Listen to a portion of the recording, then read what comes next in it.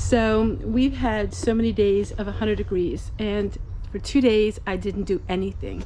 It's just been so hot and I had no motivation to get the work done that I need to do.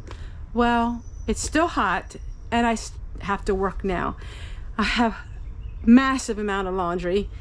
I have bread rising. The first batch is rising. So we're gonna put that out here. See my beeswax bowl covers. And we're gonna clean out the refrigerator. We do have air conditioning, but our air conditioning does not keep up.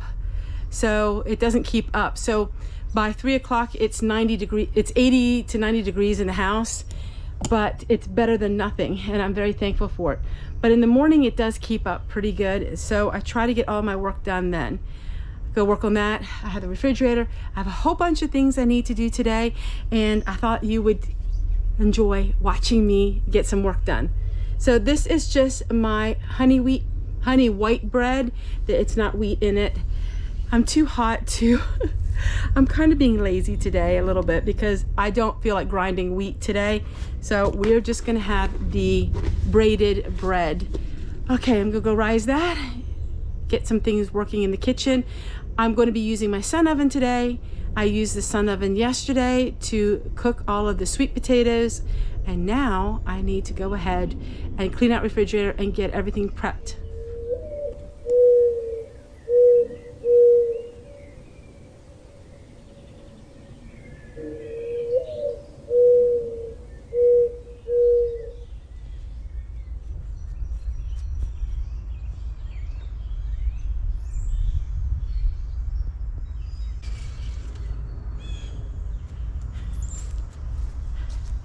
Good morning, everybody, and welcome to a 100-degree day. Massive amount of heat and a massive amount of work to do.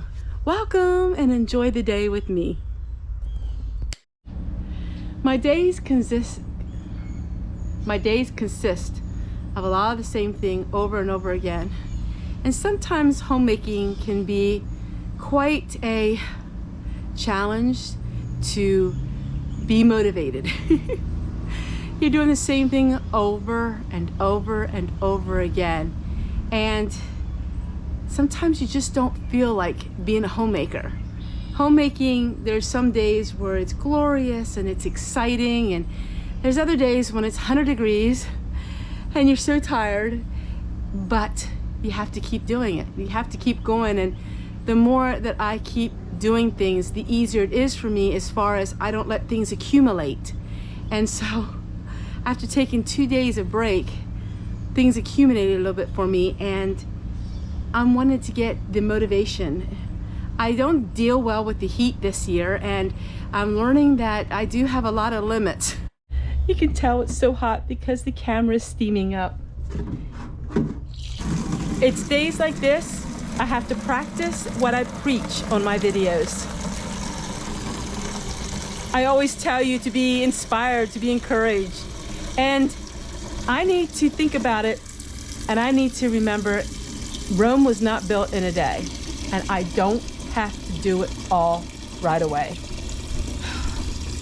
That 20-year-old mindset and the 55-year-old body, there's a conflict between there.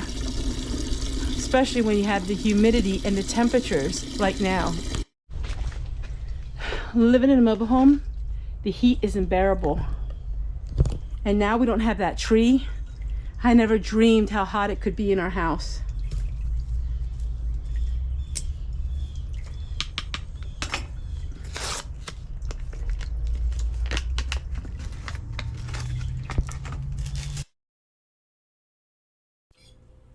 The cucumbers are looking really well. They will be ready in sometime in August, while my other cucumbers are starting to come in the garden. I love using these old wash basins for planting. And now I'm going to go ahead and make the braided bread. I will share with you in the description box the recipe. And I also can share it at the end of this video. That way those of you who are on a TV will be able to see it. I want to give a special thank you to everyone who watches me on a TV.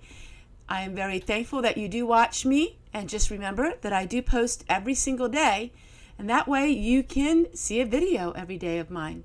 I post at 7 p.m. Eastern Time every single day. And now these are the sweet potatoes that I baked in the sun oven yesterday. And I'm going to go ahead and put some for leftovers, and I'm going to freeze some. I like to add 1 cup of the sweet potatoes in the bread dough. When I make bread, it makes it a really nice, rich golden color and adds some nutrients. I learned this from my very plain Mennonite friend Sharon.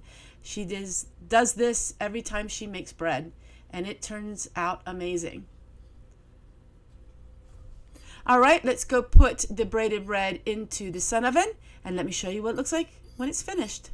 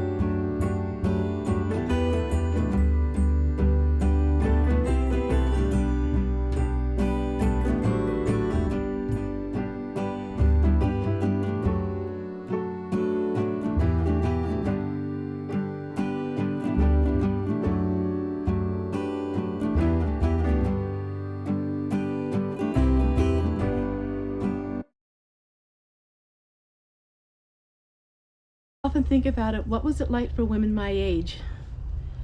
You know, back then they didn't have the term menopause or all of those terms. How did they cope? How did they cope with the lack of energy on such hot days?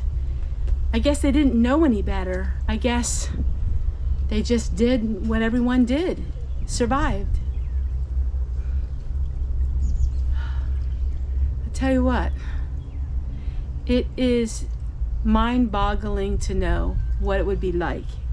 Even the modern Amish today have solar units. Of course, not all of them, but the modern Amish homes have solar and they have air conditioning. But a lot of them don't. This is why I like to say I'm almost Amish, because there's certain aspects of the Amish life I could never pretend to live. And that simply is the work that is involved in every single day life when there's no air conditioning whatsoever. Right now my house is 85 degrees, but it would be over 110 in our trailer if I didn't have the air. So I'm so thankful for what I do have and grateful for the energy that I have to get the work done today.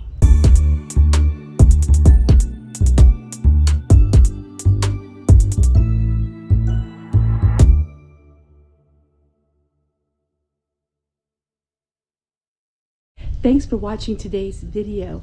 If you can, make sure you're still subscribed and make sure you're notified all. That way you can see my daily videos. Oh, and if you can give me that thumbs up too. Take care. God bless, and we'll see you guys in the next one.